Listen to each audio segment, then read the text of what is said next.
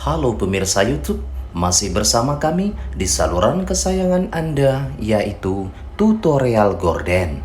Ya, ini adalah kain yang saya buat dengan ukuran yang sudah ada.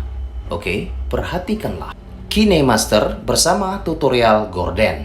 Tujuan saya membuat tutorial gorden ini bagi Anda yang ingin belajar membuat gorden, untuk pemula khususnya, bisa membuat gorden gelombang yang cantik.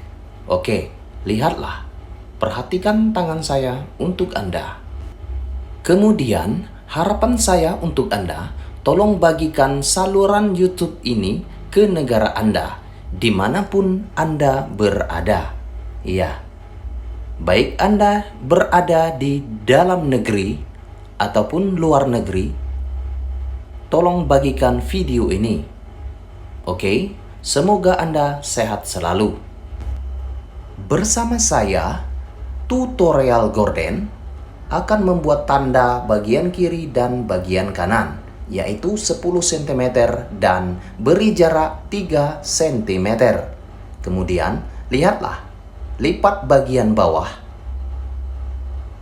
Ikuti cara saya menjahitnya. Oke. Kemudian, lihatlah, bagian kanan saya akan melipatnya. Berawal dari yang paling kanan bagian bawah. Oke, perhatikan tangan saya untuk Anda. Lipatan ini adalah 10 cm bagian awal, kemudian 3 cm, 10 cm, 3 cm, 10 cm, 3 cm. Oke. 10 cm lipatan awal, kemudian beri jarak adalah 3 cm, seperti yang Anda lihat.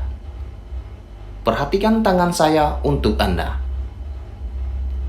Semoga tutorial gorden ini bermanfaat bagi Anda yang ingin belajar membuat gorden.